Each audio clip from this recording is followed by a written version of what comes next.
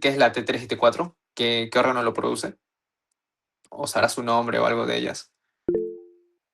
Ajá, la tiroides produce la triiodotironina y la tetraiodotironina, T3 y T4. Entonces ya estamos viendo de que dentro de las hormonas hidrosolubles son muchas, son varias. No he colocado todas. Pero las liposolubles son mucho menos. Esteroideas, que derivan del colesterol, como el cortisol, y también las hormonas tiroideas, T3 y T4.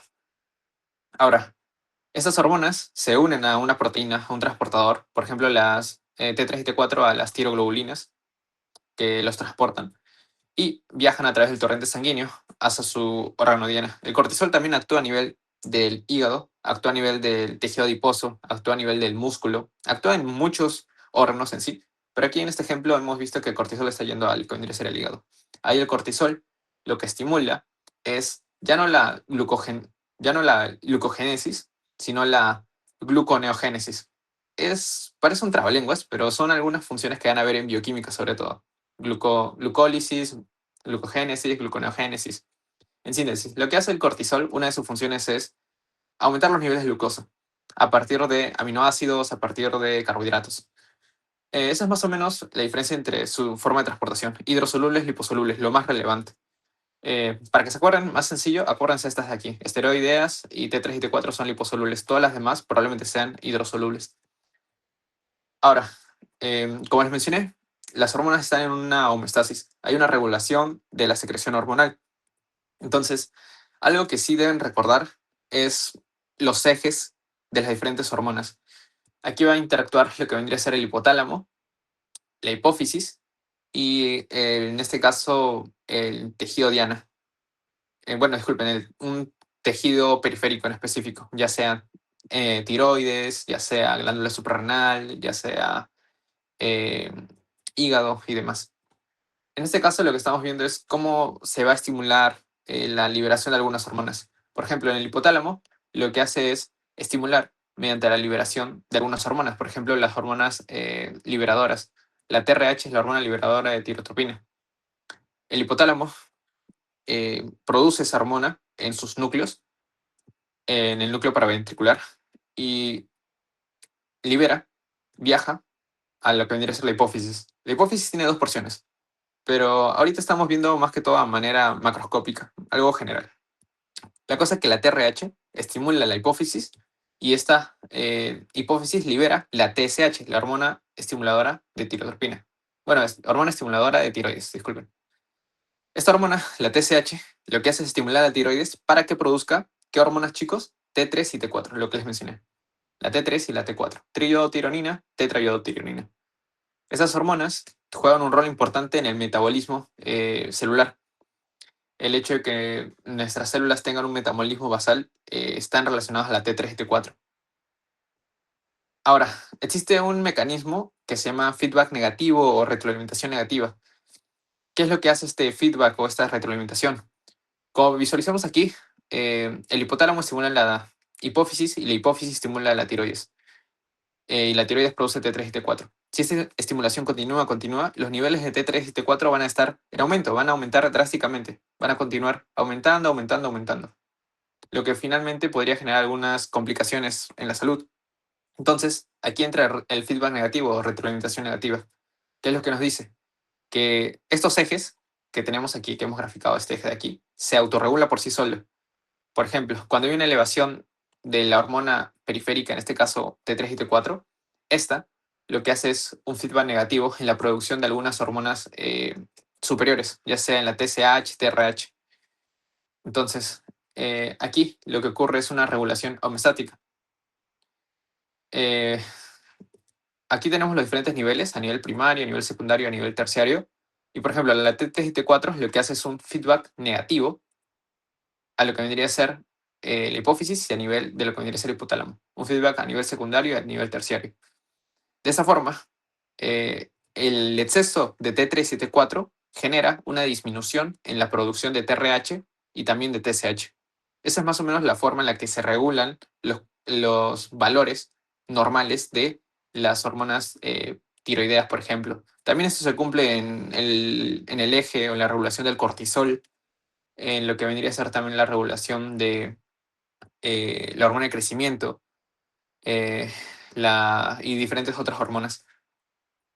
Ahora, la retroalimentación negativa no es lo único que existe. También hay lo que vendría a ser. Ah, disculpen. Esta retroalimentación, cuando es sobre un nivel, se llama de asa corta, y cuando es sobre un nivel, se salta dos niveles. O sea, del nivel primario está genera una inhibición a nivel terciario, se llama de asa larga. Eh, También otro tipo de retroalimentación que es la retroalimentación positiva. Sergio, ¿cómo es esto? Como les mencioné, la retroalimentación negativa lo que hace es, si hay una alza, finalmente lo que genera es que esos niveles de elevación caigan para ver una especie de regulación. Y también lo contrario, si hay poquito T3 y T4, hay una mayor producción de TRH y TSH para estimularlo. Pero la retroalimentación positiva, ¿qué es lo que hace? Va a potenciar el mismo estímulo. O sea, va a generar un fenómeno explosivo de la secreción de una hormona. Esto se ve principalmente en la ovulación. Más o menos, como introducción ya habrán visto más o menos en la academia, pero a mitad del ciclo menstrual lo que ocurre es finalmente la ovulación, en el día 14. Esta ovulación es debido al pico de LH, pero la LH, ¿cómo es que se genera este pico? Pues el pico del LH es producto de los estrógenos. Los estrógenos son producidos a nivel gracias a la acción de la FSH, la hormona folículo estimulante. Esta estimula los folículos ováricos y hay mayor producción de los estrógenos. Estos estrógenos actúan a nivel de lo que vendría a ser la hipófisis, generando mayor liberación de FSH y LH. O sea, aquí lo que estamos mencionando es que cuando hay un aumento de niveles de estrógenos cerca a lo que vendría a ser la ovulación, lo que hace a nivel de la hipófisis no es inhibir, eso no hace. Él hace todo lo contrario, es estimular. Estimula, estimula, estimula, para que haya mayor producción de estrógenos, mayor producción de FSH, LH y así se llega al pico de ovulación. Una vez ya se da la ovulación, esta retroalimentación positiva para y los niveles de FSH, LH caen. Ese es más o menos un ejemplo de retroalimentación positiva. No es lo común, hay muy pocos casos. Otro caso de retroalimentación positiva es cuando se da el alumbramiento, cuando se da el parto en sí. Ahí lo que se necesita es picos grandísimos de oxitocina. Entonces, esos son dos ejemplos. El estrógeno durante la ovulación y lo que vendría a ser la oxitocina en el alumbramiento, en el parto. Pero aquí un dato que les quería poner era, existe una reglamentación de asa ultracorta, o sea, en otras palabras, que una hormona inhiba su propia secreción. Bueno, se menciona que sí, eso se ve en la hormona liberadora de hormona de crecimiento, que se libera a nivel hipotalámico. Cuando esta se libera, si bien estimula la generación de la eh, hormona de crecimiento, también lo que estimula es su propia inhibición. Entonces, si les preguntan si es que existe una hormona que se autorregula a sí misma, pues sí, sí lo hay. Y es la hormona liberadora de hormona de crecimiento, la GHRH. Entonces, eso es con respecto a generalidades. Ahora, esta parte que es mecanismos de comunicación celular es bien sencilla y lo voy a pasar algo rápido. Mencionarles que existen 4 mecanismos de comunicación celular, cómo las células interactúan entre sí o consigo mismas. Eh, la más importante es la comunicación endocrina, al menos para nuestro tema. Lo que ocurre aquí es que las diferentes células ubicadas en glándulas van a generar la liberación de alguna hormona específica. Esta hormona va a viajar a un tejido diana, por ejemplo, la célula beta pancreática, su hormona que libera, que es la insulina, o el glucagón, va a viajar al hepatocito a través del torrente sanguíneo. Es liberado y viaja al hepatocito a un receptor específico, a un receptor, en este caso, catalítico, que más adelante les mencionaré. Esa es más o menos la comunicación endocrina. Lo importante aquí es de que debe haber sí o sí un torrente sanguíneo. La comunicación iodosacrina, como le dice su nombre, es en sí la comunicación entre dos células contiguas. Esto se ve sobre todo en células inmunitarias, cuando una célula debe reconocer si es que la célula que está teniendo a su costado es del propio organismo, o si es una célula, en este caso, dañina o ajena o externa. Entonces, aquí hay moléculas señales que son propias de una célula y lo que hace es unirse a diferentes receptores de otras células. Este es un ejemplo de comunicación iodostacrina. Se ve sobre todo en procesos inmunitarios. La comunicación paracrina es más que todo con zonas cercanas, más no aledañas. Por ejemplo, se ven los mastocitos en procesos inflamatorios. Supongamos hay un daño a nivel de lo que vendría a ser un vaso sanguíneo. Los mastocitos, por ejemplo, liberan, en este caso, histamina. La histamina viaja a nivel de lo que vendría a ser el vaso dañado, y aquí es lo que hace es vasodilatación y todo el proceso inflamatorio. Ojo, aquí en la comunicación paracrina, en este ejemplo al menos, no es que esta liberación de estas sustancias es que estén viajando por el torrente sanguíneo, no, sino que es que están actuando a nivel del endotelio, en este caso el vaso sanguíneo. Y por último, la comunicación autocrina, que es cuando una propia célula se autorregula a sí mismo, que es en el caso de los linfocitos T activados, que liberan, por ejemplo, interleucinas 2. Estas interleucinas 2 lo que hacen es aumentar la expansión clonal, o en otras palabras, la propia síntesis de esta célula. Y eso se en procesos inflamatorios. De todos estos tipos de comunicaciones, ¿cuál está más relacionado con las hormonas? La comunicación endocrina, que es lo más importante al menos para efectos de este tema. Ahora, vamos a hablar de los tipos de hormonas. Si bien en su teoría les mencionan cuatro, que la cuarta es las hormonas derivadas de los ácidos grasos, en algunos libros no se considera eso, por ejemplo, el Constanzo ni el Bonum lo considera, solamente ponen tres. Em, pero les recomendaría que les den una revisión. Igual no es tan amplio, solamente habla de prostaglandinas. Pero entrando a lo que vendría a ser tipos de hormonas, netamente, tenemos a las hormonas proteicas. Las hormonas proteicas son, como le dice su nombre, hormonas derivadas de la unión de diferentes aminoácidos. Bueno, de 3 a más aminoácidos. Tenemos de 3 hasta más de 200 aminoácidos que se unen para formar estas hormonas proteicas. Van a ver de que hay hormonas que tienen 50 aminoácidos, 20 aminoácidos, varía mucho. Incluso algunas veces se pregunta, en alguna rotación en el hospital, algún doctor habrá preguntado cuántos aminoácidos tiene la insulina. Y muy probablemente alguno no sepa porque es una pregunta absurda. Eh, Más lógico sería que te pregunten sobre el proceso de formación de la insulina. Pero bueno, todo eso lo van a ir aprendiendo poco a poco. Lo importante aquí es de que las hormonas proteicas son las más abundantes dentro de lo que vendría a ser el sistema endocrino. Eh, Son hidrosolubles, por lo tanto no van a cruzar la membrana celular. Ustedes ya en biología, que creo que han llevado, vieron que la membrana celular lo que hace o lo que permite es que las sustancias liposolubles puedan atravesar debido a la capa lipídica que se forma. Eso permite que algunos gases difundan, pero estructuras con carga o estructuras de gran tamaño en sí que son hidrofílicas no pueden difundir. En este caso, las hormonas proteicas no pueden atravesar la membrana celular. Es por ello de que sus receptores, el lugar donde van a unirse, estas hormonas se encuentran a nivel de la membrana plasmática. Y el mecanismo es a través de segundos mensajeros. Más adelante veremos ello, pero lo que hacen estas hormonas es unirse al receptor que está en la membrana y el receptor produce una especie de reacciones dentro de la célula. Eh, Algunos ejemplos es la ACTH, la hormona adenocorticotropa, la hormona luteinizante, la folículo estimulante, la hormona estimulante de la tiroides o la hormona de crecimiento. Todos estos son algunos ejemplos de hormonas proteicas.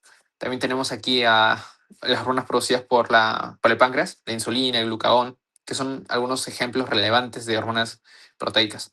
Como vieron, son grandes, son una gran cantidad, incluso en su PPT está una gran lista. Memorícense estas, tampoco es que necesiten memorizarse todas. Es más fácil memorizarse a las hormonas derivadas de lo que vendría a ser esteroides. Bueno, pasando al otro tipo de hormonas, tendríamos aquí a las hormonas esteroideas. Estas hormonas esteroideas de por sí derivan del colesterol. El colesterol es un lípido complejo formado por cuatro anillos con un extremo hidroxilo. Lo que hace en sí este colesterol es permitir la síntesis de diferentes hormonas. Estas hormonas esteroideas son liposolubles. En otras palabras, atraviesan la membrana celular fácilmente y su receptor se ubica a nivel citoplasmático o en algunos casos a nivel dentro del núcleo. Es por ello de que tienen efectos genómicos. Cuando menciono efectos genómicos es relacionados a la transcripción de genes, en este caso ARN mensajero que finalmente genera proteínas. Aquí se menciona igual, transcripción genética. Eh, la ACTH, que es la hormona adenocorticotropa, lo que hace es estimular la conversión de colesterol a pregnenolona, como lo visualizan aquí. Igual, dentro de la biosíntesis de las hormonas esteroideas es bien amplio, hay un montón de enzimas y cuando vean glándula suprarrenal van a ver todo ello, es muy amplio. Y es también bien bonito. Pero lo importante aquí, al menos en esta parte introductoria, es que las hormonas esteroideas, algunos ejemplos que tenemos son la aldosterona, el cortisol y, por ejemplo, el dihidroepiandrosterona, que es un andrógeno. También hay más andrógenos, DEAs y demás, pero este es al menos los que se producen a nivel de la glándula suprarrenal. Eh, ya, estos son los dos tipos de hormonas, los dos primeros tipos de hormonas. ¿Alguna pregunta hasta aquí, chicos? ¿Algo que tengan duda, algo que quieran preguntar o todo claro? Mm, igual pueden escribirlo en el chat y normal, lo leeré. Entonces, pasamos al otro tipo de hormonas que son las hormonas, en este caso, amínicas. Las hormonas amínicas principalmente derivan de algunos aminoácidos, específicamente la tirosina y el triptófano. Eh, Aquí lo que ocurre es de que depende específicamente de qué hormona sea, va a ser hidrosoluble o liposoluble. Ya les mencioné de que, ¿recuerda más o menos qué otras hormonas, aparte de las esteroideas, eran liposolubles? Se los mencioné hace un ratito.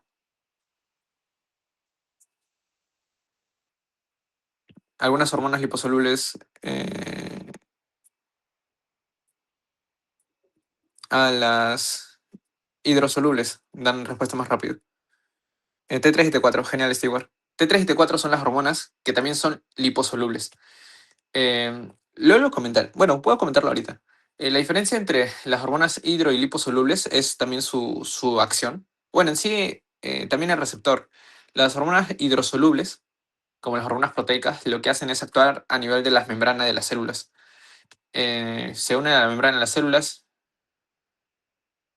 llegan aquí tienen su receptor, y lo que hacen es algunas netamente liberan vesículas o ya tienen como que su efecto ya está prácticamente empaquetado y nada más ese estímulo lo que hace es liberarlo. O sea, es un efecto rápido. En cambio, las esteroideas o las que tienen acción a nivel nuclear, lo que hacen es llegan al núcleo y aquí comienzan a la síntesis de ARN mensajero y se demora mucho más, es mucho más tiempo. Es por eso que las hormonas hidrosolubles tienen un efecto mucho más rápido que las liposolubles.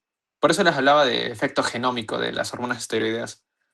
Eso es por si las preguntan. Igual el doctor siempre pregunta eso en su última slide. Eh, bueno, continuando. Los receptores, pues, como les mencioné, varían según si es hidro o liposoluble. Más adelantito hablaremos de receptores. Entonces, en el caso de la tirosina, ¿qué es lo que ocurre a este aminoácido? La tirosina nos ayuda a sintetizar varias hormonas. Por un lado, a partir de la tirosina hidroxilasa tenemos a la dopa, bueno, levodopa, L-dopa, que es una sustancia que es, en este caso, hidrofílica. La L-dopa, gracias a una dopa descarboxilasa, si mal no me recuerdo, se genera la dopamina. La dopamina ya es un neurotransmisor. La dopamina juega un rol importante en la coordinación del movimiento y y en procesos de excitación dentro del sistema nervioso.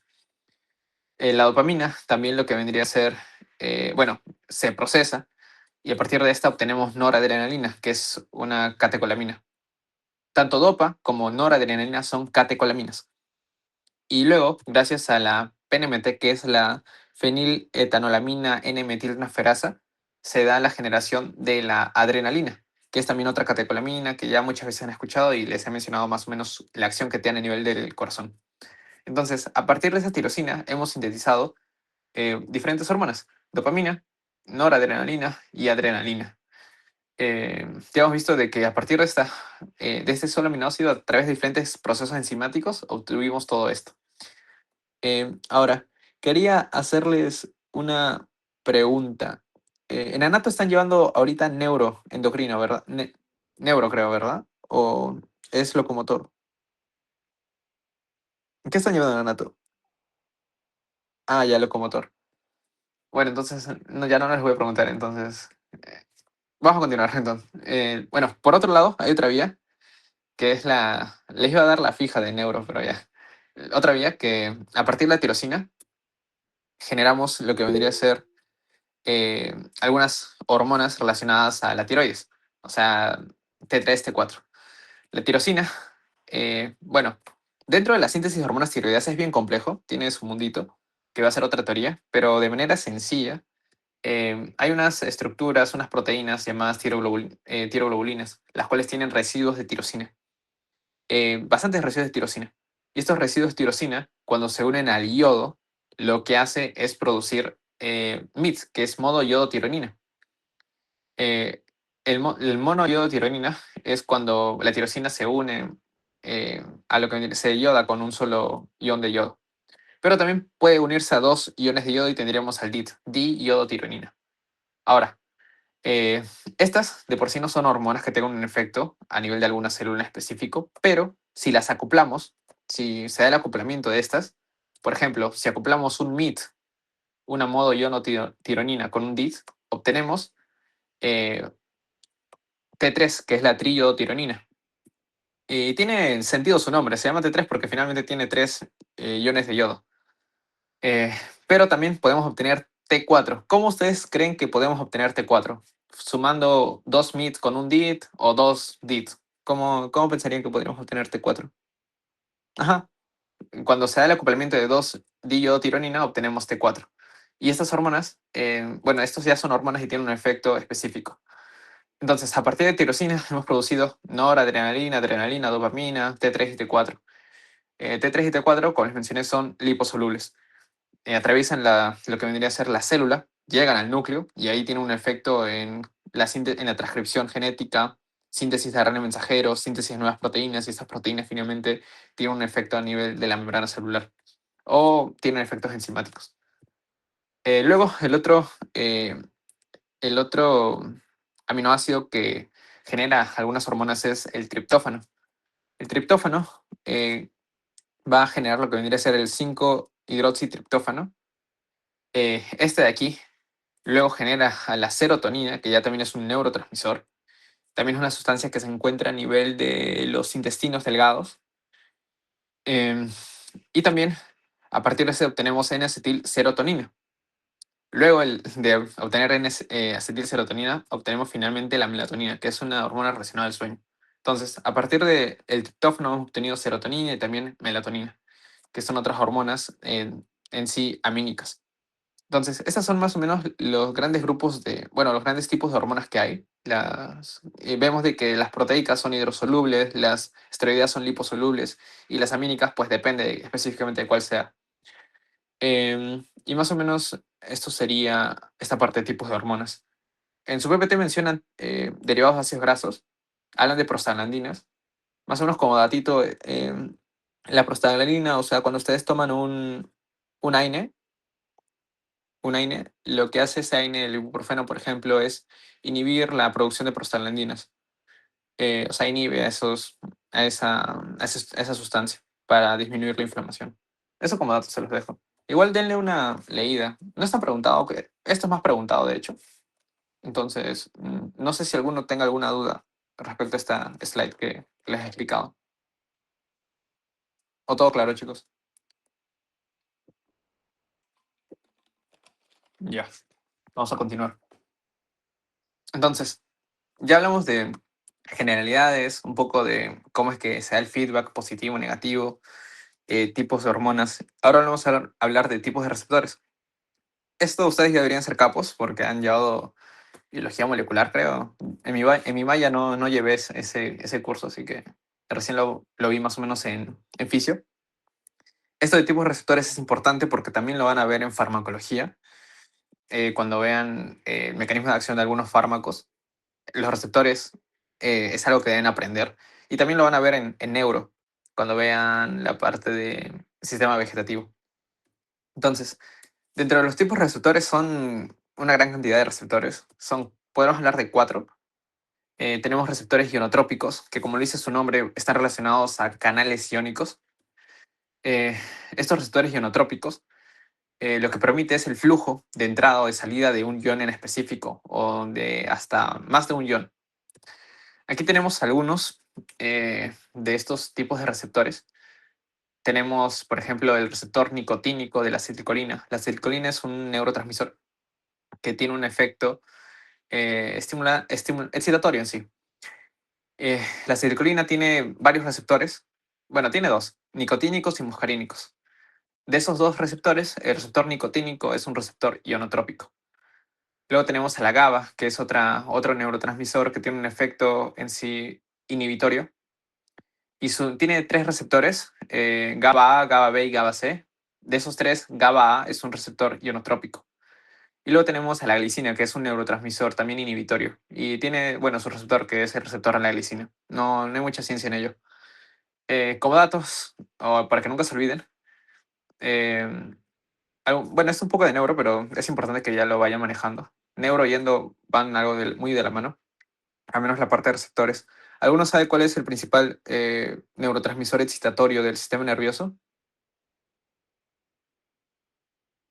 ¿Alguna idea? Ajá, genial. Glutamato. Glutamato es el principal neurotransmisor excitatorio. Hay muchos más, NMDA y otros, pero glutamato es el principal excitatorio. Y el principal inhibitorio vendría a ser GABA. GABA es el principal inhibitorio a nivel del sistema nervioso central. Y glicina a nivel del sistema nervioso periférico. Esos datos que les estoy mencionando les van a ser útil cuando lleven farmacología, e incluso cuando lleven neuro. Aquí creo que la siguiente unidad, creo que es o la última. Entonces, estos receptores ionotrópicos actúan sobre un canal iónico. Este es un canal iónico con diferentes unidades. Y lo que hace en sí es unirse a una parte específica de esto y generar una acción. Más o menos como manera un poco para visualizar, tenemos un terminal presináptico y un terminal postsináptico y vamos a ver cómo es que la información a través de estos neurotransmisores se puede dar. Bueno, aquí tenemos la separación entre los terminales presinápticos de los axones y los terminales postsinápticos de las dendritas, que se llama hendidura sináptica.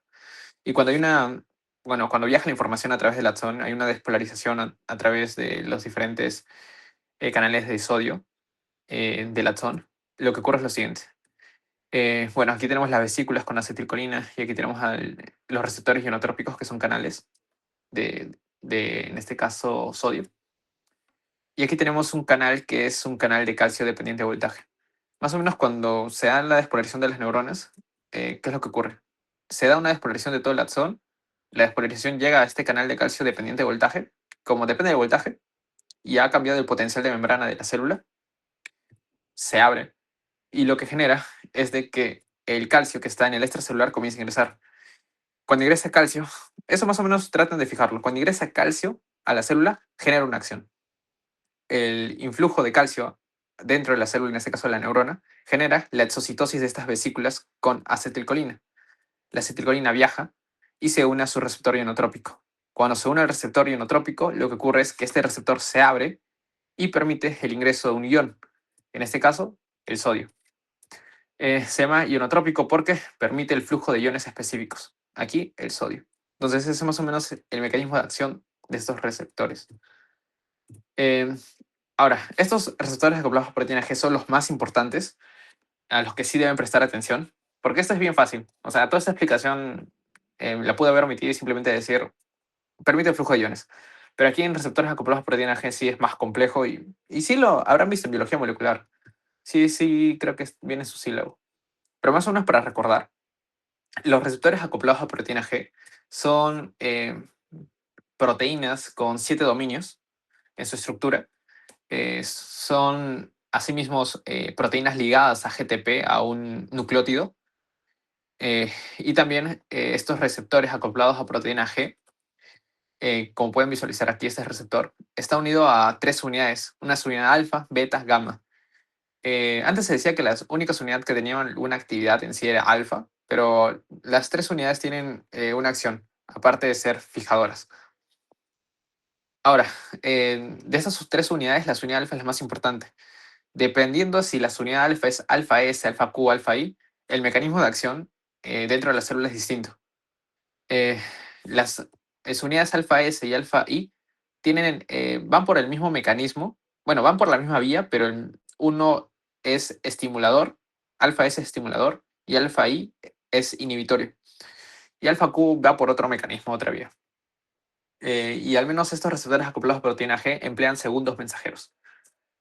Yo me acuerdo que cuando, no tengo la plancha porque no nos la dieron, pero cuando di mi examen de endocrino, vino una pregunta de esto, de receptores acoplados a proteína G. O sea, pedía toda la vía. Te ponían varias opciones y te pedía la vía. Entonces, por eso les menciono que esto es importante al menos para su examen y también para cuando ya en fármaco o algún otro tema relacionado a esto. Entonces, estos receptores acoplados a proteína G van a estar unidos basalmente cuando no están unidos a una hormona o no están unidos a un ligando. Van a estar las unidades alfa unida a un GDP, a un guanosín difosfato. Aquí tienen dos bolitas que es los dos grupos fosfatos a los que está unido. Entonces, dentro de algunos tipos, ejemplos, como aquí les mencioné algunos ejemplos de receptores ionotrópicos, hay algunos receptores acoplados a proteína G, que son los alfa-adrenérgicos y los beta-adrenérgicos, que también se los mencioné. El receptor de la noradrenalina a nivel del corazón es un receptor beta-1 adrenérgico. Estos receptores adrenérgicos, por ejemplo, a nivel tenemos alfa-1, alfa-2, también tenemos beta-1, beta-2, beta-3. Cada uno de estos tiene un receptor, una subunidad G específica. Por ejemplo, alfa-1 tiene un receptor acoplado a proteína GQ. Alfa-2 tiene un receptor acoplado a proteína GI. Beta-1, beta-2 y beta-3 tienen un receptor acoplado a proteína GS. Esto es más o menos algo que deberían memorizar, que es sencillo, y hay una mnemotecnia que fácilmente ya han escuchado que era algo así como que KISS, alfa 1, Q, alfa 2 y beta 1, beta 2, beta 3, S. Esto es bien útil, una forma bien sencilla de memorizar qué su unidad de alfa usa cada uno. Y vamos a ver por qué es importante recordar esto. Ahora, ya les he explicado los ejemplos de receptores. Hay muchos más, por ejemplo, receptor del ACTH es un receptor acoplado a proteína G. El receptor del cortisol es un receptor acoplado a proteína G y demás. La mayoría son receptores acoplados a proteína G. Ya, entonces, ¿cómo es el mecanismo de acción? En el caso de la vía o bueno, bajo el mecanismo de adenilato ciclasa, que es cuando se usa esta proteína que está en la membrana celular, ¿cuál va a ser la ruta? El ligando, en este caso la noradrenalina, que va a actuar sobre su receptor beta 1 a nivel del corazón, se une al receptor. Una vez unido, ¿qué ocurre? Lo primero que va a ocurrir es que el GDP que está unido a la unidad alfa va a liberarse y es aquí que el GTP, el guanosín trifosfato, se va a unir a esta subunidad alfa. Se une el GTP a la subunidad alfa y la subunidad alfa, que en este caso es una subunidad alfa S, se estimula y genera que ésta se una a la adenilatociclasa. La adenilatociclasa lo que va a hacer es convertir ATP en AMP cíclico. Adenosín trifosfato a desinmonofosfato cíclico. Cuando tenemos el AMP cíclico, este funciona como un segundo mensajero. Se podría decir un ligando intracelular que va a tener efectos fisiológicos.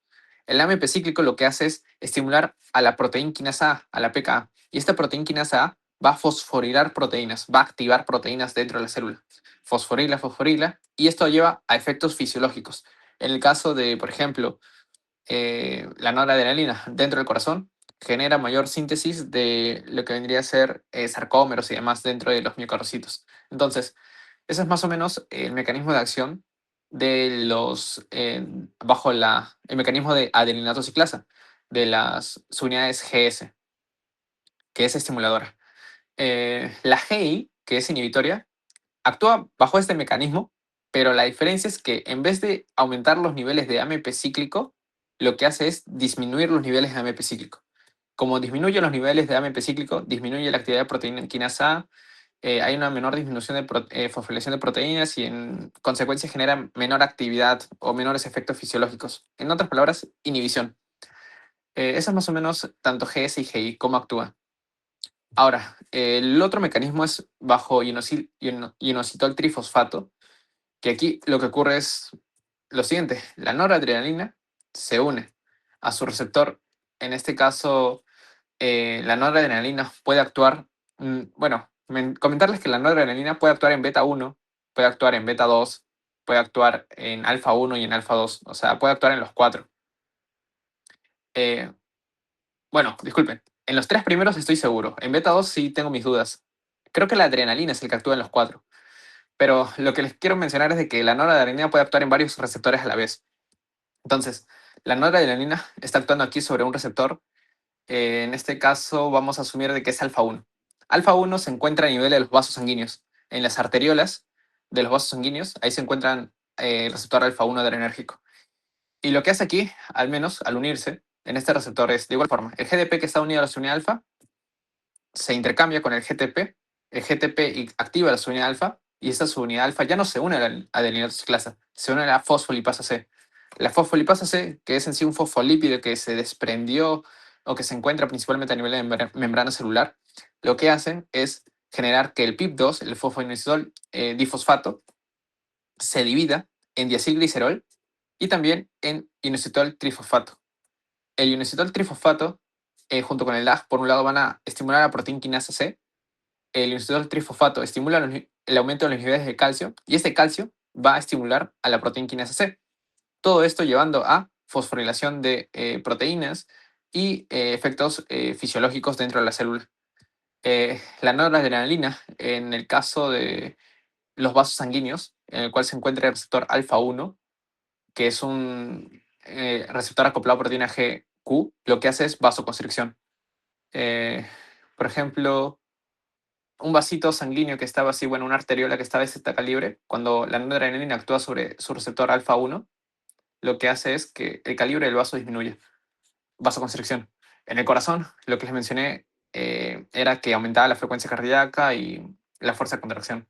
Entonces, al menos de este slide, lo que se están llevando es de que las hormonas pueden actuar en diferentes órganos diana, en diferentes receptores, con diferentes características, y se van a traducir en diferentes resultados. De igual forma, eh, hay algunas hormonas que actúan sobre un mismo receptor. Diferentes hormonas también pueden actuar sobre un mismo receptor.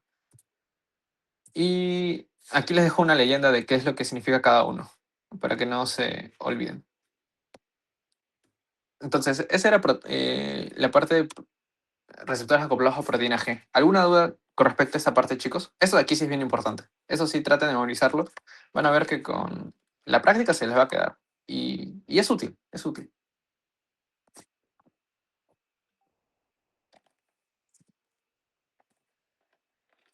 Ah, luego les voy a hacer un banqueo, pero a mí al menos cuando me preguntaron era como que me decían cuál de las siguientes afirmaciones es correcta y me ponían 5 alternativas. Y me ponían, por ejemplo, como la secuencia. Me ponían una hormona, o sea, estoy hablando de casi hace 3 años, más o menos me acuerdo. Era una hormona, creo que me ponían, por ejemplo, cortisol, me ponían adenylato ciclasa, me ponían proteína quinasa A y aumento de actividad o, por ejemplo, estimula aumento de glucosa.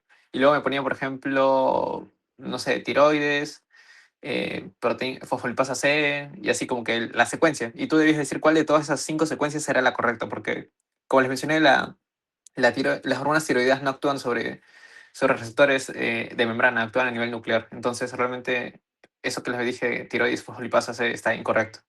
Más o menos así. Igual cuando hagamos el banqueo les voy a tratar de recrear la pregunta para que más o menos estén preparados para ello. ¿Alguna otra pregunta, chicos? ¿O todo claro? Esto sí, vayan dándole una leída. Constanzo está más o menos bien explicado. No, no se mareen tanto con el Gaiton. O vean algún video. Hay videos interesantes también. Ya, entonces, continuando con tipos de receptores, aquí tenemos los receptores catalíticos. Los receptores catalíticos son estructuras igual a nivel de la membrana celular que tienen un efecto de enzimático. Por ejemplo, tenemos receptores catalíticos que son guanilil ciclasa, que estos sí son un poco más raros de ver, pero principalmente se ve en natriurético auricular, el ANP, que lo que hace en síntesis es de que el receptor convierte GTP en GMP cíclico. Más o menos lo que ocurre aquí es de que tenemos aquí receptor, los dos receptores catalíticos. Estos receptores catalíticos, cuando llega, en este caso la hormona, el ANP, se une a estos receptores y genera una dimerización. La unión de estos receptores y estos receptores en su dominio intramembrana genera un efecto fisiológico. Esta parte de catalítico es un poco más complejo, es menos preguntado, pero aquí tranquilamente les pueden preguntar si es que péptido natriurético auricular es un receptor catalítico o, bueno, tiene un receptor catalítico o metabotrópico o ionotrópico. Eh, el otro tipo de receptor catalítico es el receptor tirosina sinasa, que este ya es más común y este sí se ve principalmente en los factores de crecimiento neurotrópicos y, por ejemplo, también en la insulina. Em, de por sí, estos receptores tirosina quinasa tienen actividad sinasa dentro de sí mismos, o sea, fosforilan proteínas en su dominio intracelular. Este es su dominio intracelular y dominio transmembrana. Lo que ocurre aquí es que cuando se une la hormona en sí, la insulina o el factor de crecimiento específico, genera también dimerización y genera la fosforilación de estos dominios intramembrana. Se fosforilan y generan efectos enzimáticos. Luego tenemos algunos casos en el cual, por ejemplo, aquí necesitamos dos hormonas que se unan a dos monómeros para que se dimerice. Pero en algunos casos, estas dos hormonas se unen a un dímero, a uno ya dimerizado, y simplemente se fosforila y se genera la acción. Y luego tenemos a los receptores asociados a tirosina sinasa. Estos de por sí no tienen actividad intrínseca de sinasas, pero están asociados mediante enlaces covalentes a las proteínas JAK, que son de la familia Janus. Por ejemplo, aquí tenemos a la somatotropina, que se une al dominio extracelular y genera que esta proteína JAK de la familia Janus, que está unida a este receptor, pero no está unido mediante enlaces covalentes, no es que sea parte de este receptor, pero gracias a esta proteína JAK genera fosforilación. Por eso se llama receptor asociado a tirosina sinasa. De esto, traten de acordarse los ejemplos. Guanilina ciclasa, ANP, insulina, factores de crecimiento, neurotrópico, tirosina sinasa, somatotropina, RTK. También aquí creo que está el receptor IGF-1, receptor similar de la insulina tipo 1, que van a ver que se relaciona con la hormona de crecimiento.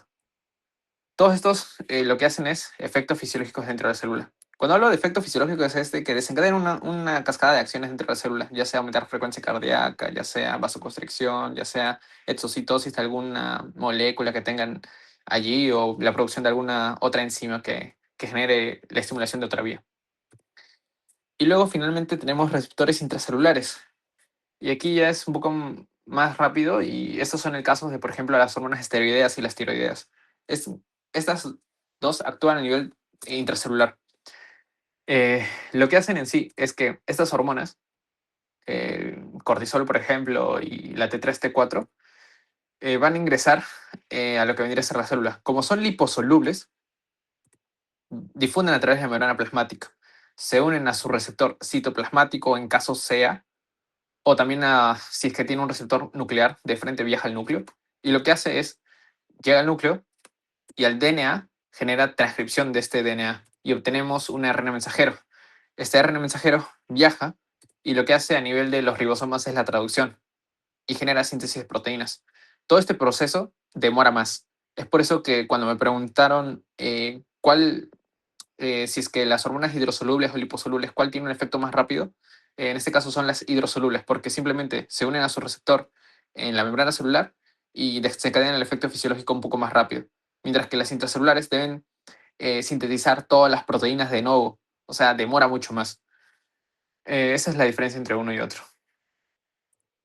¿Alguna pregunta hasta aquí, chicos? Ya hemos terminado prácticamente la parte de generalidades. Vamos a hablar de relaciones hipotálamo-hipofisieras, una breve introducción a las diferentes hormonas que van a ir viendo en esta unidad de endocrina. Todo claro, chicos. Ya. En el caso de relaciones hipotálamo-hipofisiarias. Acá vamos a hablar un poco de hipotálamo-hipófisis, que es... A ver, un momento. Que es... Bueno, son órganos, son estructuras que se encuentran en la parte de- del cráneo, cerca de la silla turca. Aquí tenemos el hipotálamo, que es toda esta zona de aquí. Y esta estructura de aquí que parece unos, bueno, algo que cuelga, es en este caso la hipófisis. El hipotálamo, de por sí, es el centro integrador neuroendocrino. Va a integrar la producción en sí de algunas hormonas liberadoras de otras hormonas, como también produce algunas hormonas. Bueno, aquí les menciono TRH, CRH, GnRH, GHRH, o sea, hormona liberadora de tiroidotropina, hormona liberadora de corticotropina, hormona liberadora de gonadotropina, hormona liberadora de hormona de crecimiento. También, aparte, el hipotálamo no solamente sintetiza esas hormonas, también sintetiza hormonas inhibitorias, la somatostatina y la dopamina. La dopamina es una hormona inhibitoria, es un neurotransmisor también, pero dentro del sistema endocrino tiene una función inhibitoria y vamos a ver un poquito a qué hormona inhibe. También el hipotálamo produce otras hormonas como la antidiurética y la oxitocina. ¿Alguno sabe el otro nombre de la hormona antidiurética? Vasopresina.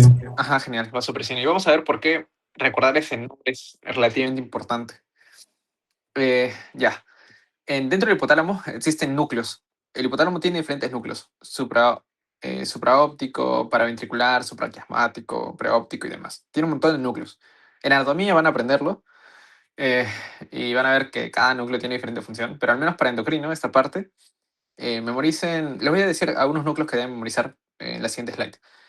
Eh, pero el punto, los núcleos en sí son, entiéndalo como los somas de las neuronas.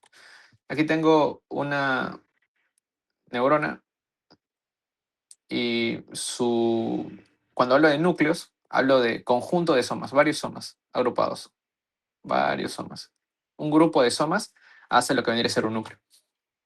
Entonces, estos núcleos lo que hacen es producir algunas hormonas liberadoras. Por ejemplo, estas hormonas se, se liberan y viajan a través del torrente sanguíneo hacia la hipófisis. Y aquí en la hipófisis hay otras células, ya sean células corticotropas, tirotropas, eh, gonotropas, las cuales van a ser estimuladas por estas hormonas. Viaja, viaja, difunde a través del torrente sanguíneo, llega, y estas hormonas liberadoras, TRH, CRH, GnRH, GHRH, estimulan a estas otras células. Eso es más o menos la acción del hipotálamo. La hipófisis, que es toda esa estructura de aquí, tiene dos porciones: la adenohipófisis o la hipófisis anterior, y también lo que vendría a ser la neurohipófisis, que es esta zona de aquí. Eh, de igual forma, el hipotálamo, aparte de liberar hormonas al torrente sanguíneo y que viajan a lo que vendría a ser la hipófisis, tiene algunos núcleos que generan prolongaciones. Todos estos de aquí son los axones de estas neuronas, que tienen sus prolongaciones, que lo que hacen es, en vez de liberar estas hormonas a través del torrente sanguíneo, estas hormonas viajan a través del axón de estas neuronas y se almacenan en lo que vendría a ser la eh, neurohipófisis o hipófisis posterior. De esa forma, se libera, se libera, se libera y se almacena en esa zona. Es por eso, al menos, que se menciona de que la neurohipófisis como función es que almacena las hormonas que se sintetizan a nivel del hipotálamo. ¿Qué hormonas? ADH y oxitocina. Esas son las dos hormonas que se almacenan aquí, pero son sintetizadas por el hipotálamo, no por la hipófisis. La hipófisis, como les mencioné, dos partes: adenohipófisis o hipófisis anterior. Deriva del ectodermo, de la bolsa de Rathke, que es una parte del intestino anterior. Esto sí, memorícenlo al menos para su práctica de endocrinología, o también puede ser preguntado en un verdadero y falso en fisiología. Ectodermo o bolsa de Rathke, que es una evaginación. Eh, la hipófisis, en este caso la adenohipófisis, la parte anterior, produce varias hormonas, producto de estas hormonas liberadoras, y representa cerca del 75%. La gran parte de la adenohipófisis es, la gran parte de la hipófisis es debido a la adenohipófisis. 3/4 es adenohipófisis. Luego tenemos la neurohipófisis o hipófisis posterior, que esta deriva del neuroectodermo y va a almacenar lo que vendría a ser hormonas hipotalámicas, lo que les mencioné. Y ahora, ¿qué es lo que ocurre en la hipófisis? En la adenohipófisis, una vez llega la hormona liberadora del hipotálamo, que viajó y está aquí, estimula esta célula, y esta célula dentro de la hipófisis, específicamente en la adenohipófisis, libera esta nueva hormona a un tejido diana, por ejemplo, a la tiroides. Y en el caso de la neurohipófisis, ¿qué es lo que ocurre? Esta hormona que se genera a nivel del hipotálamo ya no es que estimula la liberación de otra, sino que más bien a nivel de la neurohipófisis es que recién va a ir por el torrente sanguíneo a su tejido diana, por ejemplo, el útero. Esto cuando hablamos de la oxitocina. Aquí estamos hablando de oxitocina que tiene efecto a nivel del útero y aquí de la TSH que tiene efecto a nivel de la tiroides. Más o menos esa es la diferencia entre la adenohipófisis y la neurohipófisis, al menos funcionalmente hablando. Lo otro importante que hay que mencionar es el sistema porta hipotálamo hipoficiario, que es una circulación especial que tiene todo este órgano, todo este sistema.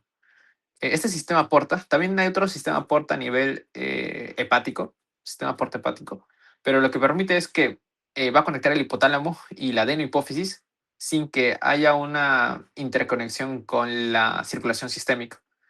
¿Esto qué es lo que permite?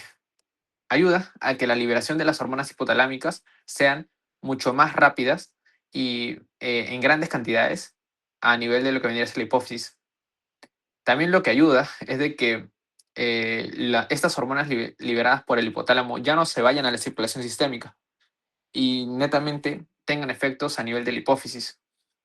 Eso es lo principal para lo que ayuda este sistema porta-hipoficiario. De nada serviría de que la TRH se vaya a la circulación sistémica y luego regrese a la hipófisis, o sea, se demoraría mucho tiempo. Esto lo que permite este sistema es que esta liberación de las hormonas, su viaje sea mucho más corto y sea mucho más rápido y la acción finalmente se dé inmediatamente. Entonces, eso es más o menos la parte hipotálamo-hipófisis. Y ahora vamos a hablar un poco de hormonas de la hipófisis anterior e hipófisis posterior. En la hipófisis anterior tenemos aquí el hipotálamo, tenemos la adenohipófisis. En la adenohipófisis tenemos diferentes hormonas, por ejemplo, la GnRH. La GnRH lo que hace es estimular a nivel de la hipófisis a las hormonas, bueno, a las células gonadotropas para que produzcan LH y FSH. Cada una de estas mismas tiene otro efecto. Por ejemplo, a nivel de su tejido diana, la LH, ¿qué es lo que hace? La LH genera que en lo que vendría a ser las mujeres se produzca progesterona y en los hombres testosterona. ¿Alguno sabe qué célula se encarga de producir la testosterona? Que está mi pregunta de histología.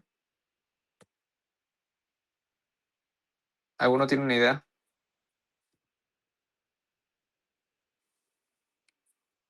Ya, las células de Lady son las que producen testosterona. A menos que me esté confundiendo, que no creo. Eh, las células Lady son las que producen testosterona. Y la progesterona, gracias Nicole. Y la progesterona se produce a nivel, ya, la LH y FSH tienen efecto en el testículo y también a nivel del ovario. Ojo, si bien acá aparece un útero, lo que hago énfasis es en el ovario, no en el útero. A nivel de lo que vendría a ser el folículo ovárico. Ya, entonces la LH tiene eso, tiene esa función, producir progesterona y testosterona en mujeres y en hombres. O sea, tiene más efectos, pero relacionados netamente con producción hormonal, estos de aquí. Igual cuando tengan la teoría de sistema reproductor y todo ello, ahí les van a explicar a más detalle. La FSH, al menos, lo que hace es producir estrógenos en las mujeres e inhibina B. La inhibina B es una hormona que se produce a nivel de las células de Sertoli. Ojo, esto me acuerdo que me preguntaron en mi examen práctico de histología. Así que si les preguntan, por ejemplo, en algún momento qué hormona produce las células de Sertoli, ahí escriban inhibina B. Ya luego verán cuál es el efecto de la inhibina, pero ahí más o menos van a ver de que es un efecto negativo, o sea, inhibir la síntesis de FSH-LH. Luego tenemos a la TRH, que es la hormona liberadora de tirotropinas. Esta hormona lo que estimula es la TSH, hormona estimulante de la tiroides, Y a nivel de la tiroides, lo que hace es aumentar los niveles de T3 y T4. T3 y T4 importan para el metabolismo celular, lo que les mencioné. Incluso ustedes van a tener una práctica en la cual van a ver el metabolismo basal de una rata encerrada en lo que vendría a ser un frasco de vidrio, si mal no recuerdo. El CRH, que es la hormona liberada de corticotropina, va a estimular lo que vendría a ser la ACTH, y la ACTH finalmente estimula lo que vendría a ser a la glándula suprarrenal para que produzca cortisol, principalmente. También produce otras hormonas, pero lo que predomina dentro de este eje es la liberación de cortisol, la hormona del estrés, que pronto saldrá un post de IG sobre el cortisol. Y luego está la GHRH, la cual en sí es la hormona liberada de hormona de crecimiento, que genera que la hipófisis libere hormona de crecimiento. Y esta, a nivel del hígado, tiene efecto a nivel del hígado y a nivel del hueso. Pero a nivel del hígado, la GH se convierte o genera aumento de la IGF-1, la hormona similar a insulina tipo 1. Esos son más o menos los diferentes ejes. De igual forma, todos estos ejes que les estoy graficando, lo que hacen es un feedback negativo. Feedback negativo, negativo, negativo. La T3, feedback negativo, negativo. Si hay mucha producción de T3 y T4, esto hace un feedback negativo en estos niveles. Igual el cortisol hace un feedback negativo y negativo. Igual el IGF-1. Eso era lo que más o menos quería mencionarles. Cuando hay un exceso de producción de estas hormonas a nivel de los tejidos diana, generan efectos de retroalimentación negativa. Y esto es importante al menos cuando ustedes vean algunas enfermedades relacionadas a hormonas, por ejemplo, insuficiencias o, por ejemplo, insuficiencia suprarrenal o pacientes con hipotiroidismo o pacientes con hipertiroidismo, van a ver cómo es que la TSH va a alterarse y la T3 y T4 también. Ya. Aquí algo también importante. Ya. Me faltaba una hormona, ¿verdad? La prolactina, de por sí, no, como tal, no hay una hormona que le estimule así como que tenga su nombre propio, o hormona liberadora de prolactina, ¿no? Eh, lo que se menciona es que la TRH también estimula la liberación de prolactina. No lo he puesto acá, si quieren, ahí anótenlo. La TRH estimula la liberación de prolactina. Y esa prolactina lo que hace es a nivel de lo que vendría a ser los lobulillos mamarios, estimular la producción de leche.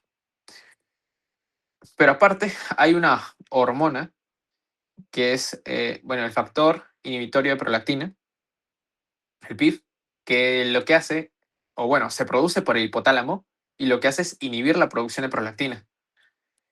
Eh, entonces, lo que quiero al menos resaltar que de todos estos, la prolactina es como que la única que tiene una hormona, no tiene una hormona que lo estimule de por sí, sino que lo inhibe, que es el PIF.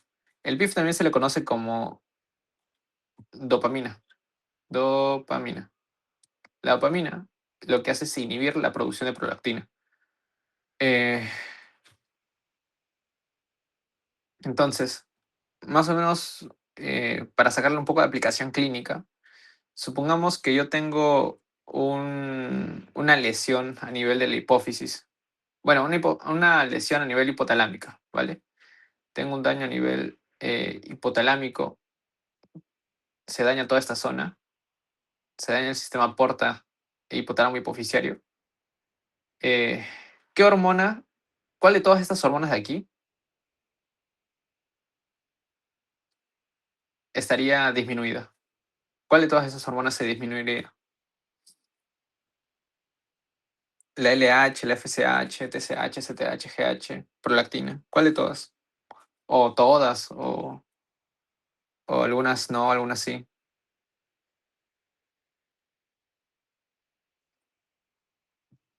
De por sí, si hay un daño aquí a nivel de toda esta zona, o algo de la adenohipófisis per se, lo que se va a dañar es la producción de LH, de FSH, de TSH, ACTH y GH. ¿Por qué? Porque la GNRH ya no se produce, la TRH no se está produciendo, o bueno, no está llegando finalmente, y la CRH tampoco, y la GNRH tampoco. Pero ¿cuál es el problema con la prolactina? La prolactina por sí no necesita un estímulo para que se produzca. O sea, no necesita una hormona hipotalámica para que se produzca per se. Entonces, cuando hay, por ejemplo, daño a nivel del sistema porta, o sea, hay un corte aquí. Los pacientes tienen insuficiencia hipofisiaria. Su LH está caída, la FSH también, la TSH está bien, la ACTH también, la GH también, pero la prolactina está por las nubes, porque finalmente la sustancia que se encargaba de disminuir los niveles de prolactina, que era la dopamina, no se está produciendo tampoco porque se ha dañado el hipotálamo. Entonces, esa es una excepción. También hay otras condiciones que generan, sí, una disminución de todos estos, una disminución de todas estas hormonas, que es, a ver, se los dejo, no les van a preguntar, pero si alguno quiere investigar, que es el síndrome de Sheehan, si alguno quiere ver sobre ello, puede googlearlo y es un caso en el cual todas estas hormonas disminuyen y hay un orden específico en el que disminuyen. No es que disminuye primero la prolactina, luego la TSH, no, hay un orden específico. Y es interesante. Entonces, continuando, eh, hay formas de clasificar estas hormonas de aquí. Por ejemplo, a estas tres de aquí se agrupan debido a que son glicoproteínas. Eh, estas glicoproteínas eh, tienen una subunidad alfa y una subunidad beta. La subunidad alfa es similar en cada una. La única que como que les da especificidad a su efecto es la subunidad beta, que es como que ya que distingue a cada una de estas hormonas. Dentro de este grupito también entra la hormona eh, gonotrópica coriónica humana, la beta HCG, que es la que se usa para en las pruebas rápidas para detectar embarazos. Esa también entra en este grupo de glicoproteínas. Beta HCG. Se los menciono porque en mi examen de integración, no me acuerdo cómo se llama, el primera integración básica, me acuerdo que me preguntaron la beta HCG, ¿qué tipo de hormona es? Y ahí te ponían proteica, derivada de colesterol, amínica, y ahí la respuesta era glicoproteica. Entonces, por si les preguntan o si se repite el pasito, que dudo, ahí ya tiene más o menos como que eso fija. Esto de aquí, la naturaleza de la proteína, disculpen, de esta hormona, es importante, al menos en los... Bueno, es un poco ya más de la teoría de cambios hormonales, pero van a ver de que la gonadotropina coriónica humana puede estimular lo que vendría a ser la síntesis de hormonas tiroideas, debido a su similar naturaleza. Es por ello de que cuando hay tumores de lo que vendría a ser placenta, que liberan beta HCG, generan en algunos pacientes una alza o una baja de las síntesis de hormonas tiroideas. Eso como datos se los dejo. Luego, también otro grupo es los derivados de POMC, que es la propiomelanocortina. Aquí tenemos a la ACTH. Esto sí es importante para entender la fisiopatología de los trastornos del cortisol. Eh, la propiomelanocortina, que es toda una estructura eh, que permite, o bueno, cuando se cinde, cuando se corta, por ejemplo, voy a graficarlo. Esta es la propiomelanocortina. Cuando la propiomelanocortina se escinde, se degrada, genera, por un lado, ACTH, ACTH, también genera MSH y genera beta endorfinas. Esto no es tan importante, pero estos dos sí, ACTH y MSH. La MSH es la hormona estimulante de melanocitos. ¿Por qué les menciono esto? Porque cuando hay enfermedades que te aumenten la ACTH masivamente, por ejemplo, una insuficiencia suprarrenal, por ejemplo, la glándula suprarrenal ya no funciona, deja de funcionar, entonces nuestro organismo dice, hay poco cortisol, ¿qué hacemos? Aumentamos la ACTH para que se produzca mayor cantidad de cortisol, pero no se da abasto. En esos casos, como hay una gran cantidad de ACTH, ACTH, ACTH, lo que hace es de que se degrada en ACTH y también se degrada en MSH. Es, si bien se está produciendo más ACTH, pero este ACTH no genera tanto cortisol, lo que se produce secundariamente es el MSH. El MSH lo que hace es que los melanocitos hiperpigmenten más la piel. Entonces, en estos pacientes que tienen, por ejemplo, insuficiencia suprarrenal primaria, cuando digo primaria es que hay un problema dentro de la glándula suprarrenal. Si fuera secundaria, el problema sería dentro de la glándula hipófisis. Pacientes con insuficiencia suprarrenal primaria van a una, una clínica característica es que hay hiperpigmentación. Hiperpigmentación. O sea, están bien pigmentados su piel. También esto se ve en pacientes, por ejemplo, con Cushing, con Cushing, síndrome de Cushing.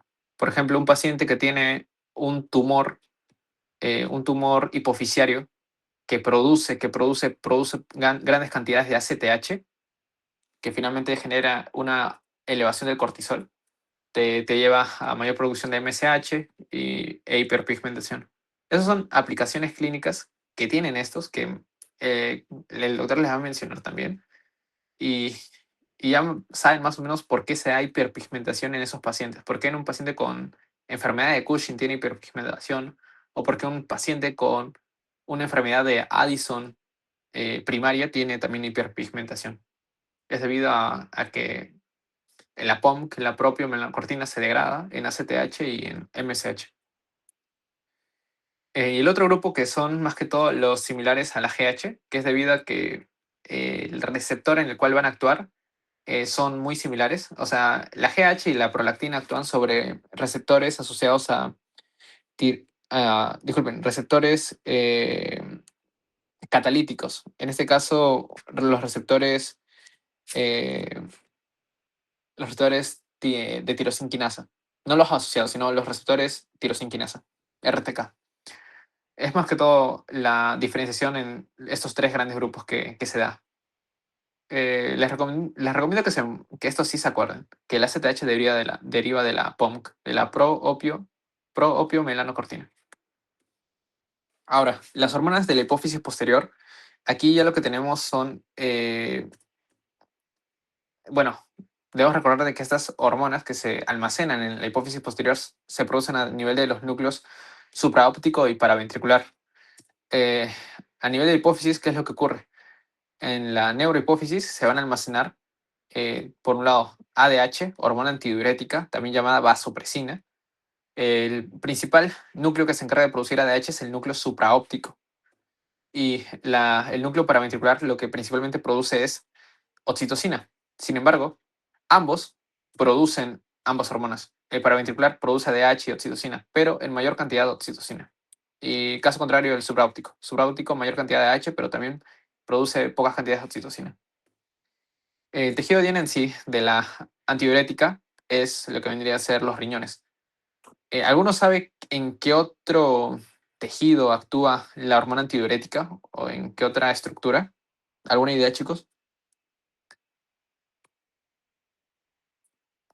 ¿Recuerdan que les mencioné el otro nombre de la antidiurética, que era vasopresina? ¿Eso no les da una idea en qué actúa? Ajá, en los vasos sanguíneos. En los vasos sanguíneos también la ADH va a actuar. La diferencia entre el riñón y los vasos sanguíneos, bueno, en sí el músculo liso vascular, es que en los riñones, o sea, aquí se los menciono así de manera como que una pincelada, que es lo que van a ver más adelante, pero la ADH actúa sobre su receptor V2. V porque es vasopresina, V2. Y lo que hacen los riñones es reabsorción de agua a través de aquaporinas 4 y demás. Aquaporina 2, disculpen. Y el músculo liso vascular, aquí tienen los receptores beta 1, disculpen, B1, V1, que aquí lo que hace o la acción es vasoconstricción. Eh, y en el caso de la oxitocina, lo que hace es a nivel del útero, aquí sí es el útero, genera las contracciones uterinas.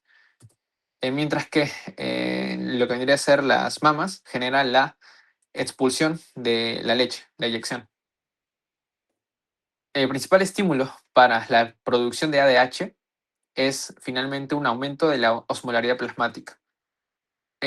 Nuestra sangre tiene una osmolaridad, una cantidad de componentes osmolares activos, que varía de 285 hasta 300. Tiene un rango. Cuando esta osmolaridad varía, aumenta la osmolaridad principalmente, ya sea en pacientes que tienen gran cantidad de, eh, en este caso, glucosa o gran cantidad de sodio. En esos pacientes aumenta la osmolaridad, la cantidad de sustancias osmolarmente activas en la sangre, y lo que hacen el riñón es reabsorbe agua para de alguna u otra forma disminuir la osmolaridad. En el caso de lo que vendría a ser la oxitocina, el principal estímulo para su producción es la succión, sobre todo a nivel de las areolas de las mamas. Entonces esos son los estímulos principales de cada uno. Ahora, ya para finalizar, una preguntita. ¿Qué es la diabetes insípida? Si bien al inicio les mencioné que la diabetes mellitus, hice énfasis en que era mellitus, no dije nada más diabetes, dije diabetes mellitus, eran estados de hiperglicemia. ¿Alguno tiene una idea de qué es diabetes insípida o a qué se puede relacionar?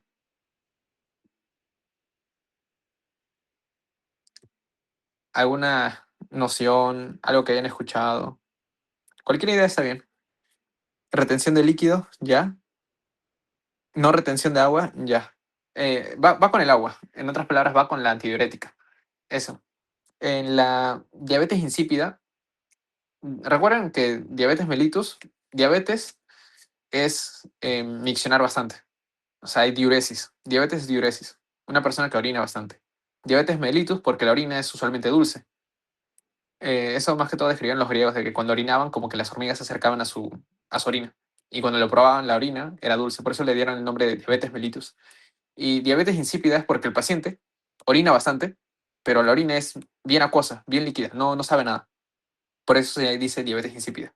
En estos pacientes que tienen diabetes insípida, el problema es que la hormona antidiurética, la cual se encarga de reabsorber agua, no funciona adecuadamente. Deja de funcionar, ya sea porque la persona no produce antidiurética o el receptor, que en este caso es el V2, no funciona adecuadamente. No, o sea, hay ADH, pero el ADH cuando intenta unirse al receptor V2 no puede.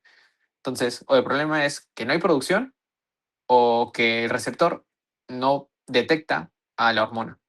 Entonces, en esos casos, hay una caída en cuanto a la reabsorción de agua. Los pacientes no reabsorben agua y por lo tanto orinan un montón, orinan bien diluido. Y esa es más o menos una aplicación clínica que le pueden sacar a esto, al ADH. Cuando el ADH no se produce o no actúa sobre su receptor adecuadamente, se da lo que vendría a ser diabetes insípida. Y hay dos tipos de diabetes insípida, nefrogénica cuando el problema es renal o neurogénica cuando el problema es dentro del hipotálamo.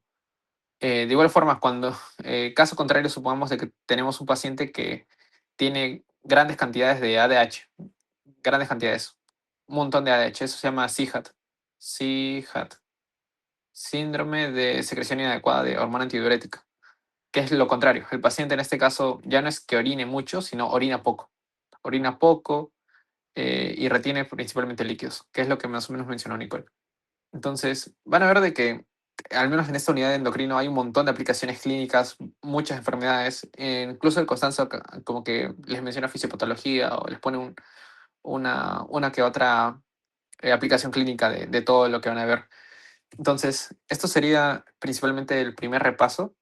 Esta semana vamos a tratar de hacer el banqueo, al menos de esta teoría, de preguntas relacionadas, algo corto, 20 minutos, 30 minutos, para que no lleguen a su examen a última hora y revisen los temas así como que desesperadamente. Entonces, eso sería todo, chicos. Si alguno tiene una pregunta, puede hacerlo en estos momentos. De no ser así, les invito a que sigan a Leviantía en su Instagram o su TikTok o, bueno, el Facebook. De igual forma, si tienen alguna duda, pueden escribir al IG de la Ayudantía. Ahí hay toda coordinación. O si quieren ser más directos, a José pueden pedirle, a sus delegados pueden pedirle mi número de algún otro ayudante. Eso sería todo, chicos. ¿Alguna consulta que tengan sobre lo que se ha explicado? ¿Algo que no quedó claro? ¿Algún consejo en general?